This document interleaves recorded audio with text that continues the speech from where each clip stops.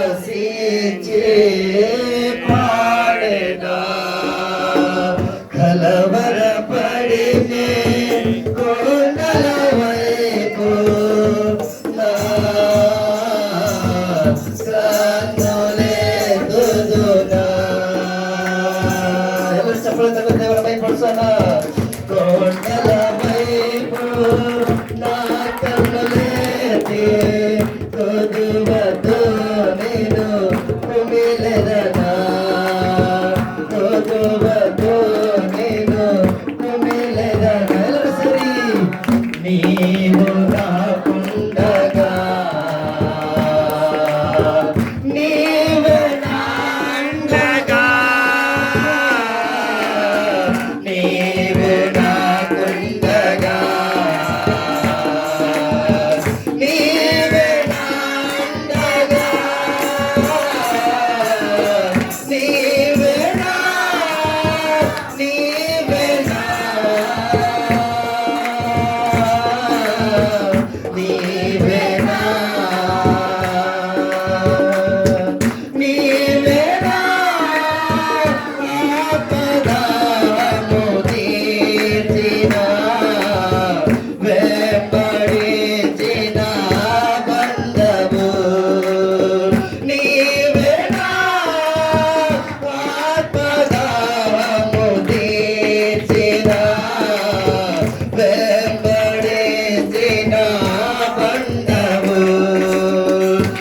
కలవరపడినే కొండల వైపు నా కన్నులెత్తుదునా. కొండల వైపు నా కన్నులెత్తుదునా. నేను వెలరనా కొదువతో నేను కుమెలరనా.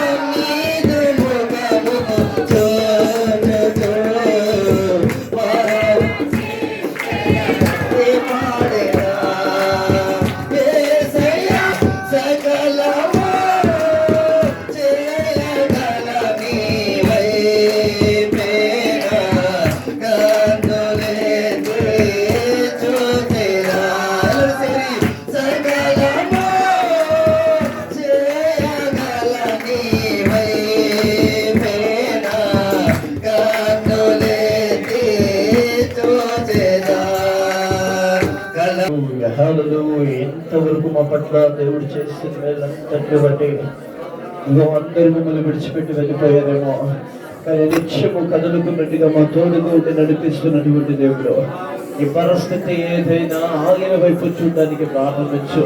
నువ్వే పరిస్థితిలో కొత్త సంవత్సరంలో ఆలయంలోనికి అడుగుపెట్టిన పర్లేదంటే, కానీ ఈ క్షణం దేవుని వైపు దేవుణ్ణి మాత్రమే చూడడానికి ప్రారంభిస్తావా?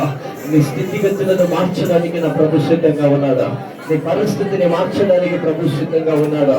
ఎన్ని రోజులు ఎలా ఉన్నామో నాకు తెలియదు, కానీ ఈ క్షణమే ప్రభు నీ ప్రసన్నత నాకు కావాలి, ప్రభు నీ ముఖ దర్శనము నాకు కావాలి అని ఎవరైతే నూరారా యేసయ్య మాటను ఉచ్చరించడానికి ప్రారంభిస్తారో, యేసయ్య నామము శక్తి కలిగినది, యేసయ్య నామము పరలోకము నుండి పోయబడిన పరిమళ తైలాభిషేకం ఒక్కొక్కరి పైన ఆ నామములో ఉన్నటువంటి అభిషేకము కుమ్మరించబడబోతుంది.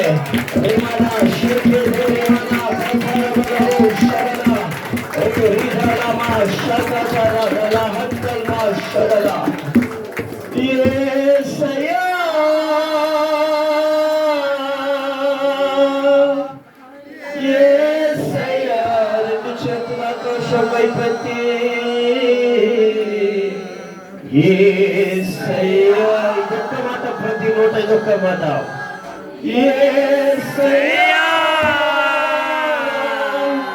యేసయ్యా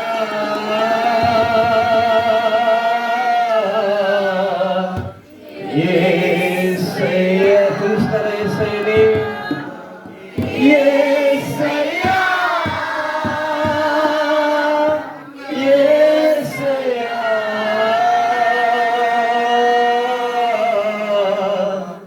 యేసయ్యా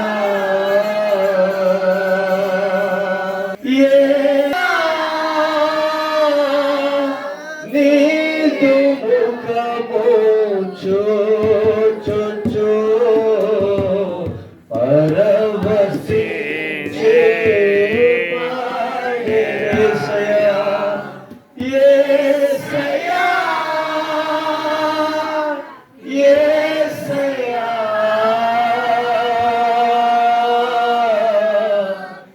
యేసయ్యా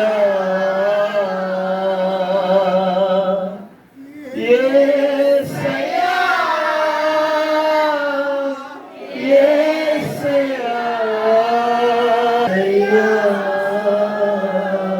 చెప్తారు, మీరు మాత్రం చెప్తారు. యేసయ్య నామమును ఉచ్చరిస్తారా?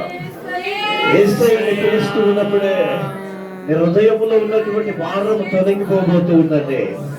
ఏ వేదన అయితే నిన్ను కమ్ముకొని ఉందో, ఏదైతే నిన్ను నీ కుటుంబాన్ని పీడిస్తూ ఉందో, ఇదిగో యేసయ్యని పిలవడానికి ప్రారంభిస్తూ యేసయ్య నామం నిన్ను విడిపించగలిగినదండి. నీ పరిస్థితిని మార్చగలిగిన వారి వాక్యంలో ఎవరైనా ఉన్నారు అంటే అది రోజు నేను ఆరాధిస్తున్న జీవము కలిగినటువంటి దేవుడు, మరణాన్ని గెలిచినటువంటి దేవుడు, అది యేసు మాత్రమే. ఆయన నామాన్ని ఉచ్చరించడానికి ప్రారంభించి అందరికీ కలిసి చెప్తారు ఒకసారి, యేసయ్యా. Wonderful wonderful. అందరూ చెప్తాం, అందరూ చెప్పండి. నిండు మనస్సుతో హృదయపూర్వకంగా యేసయ్య నామాన్ని పిలువండి. యేసయ్యా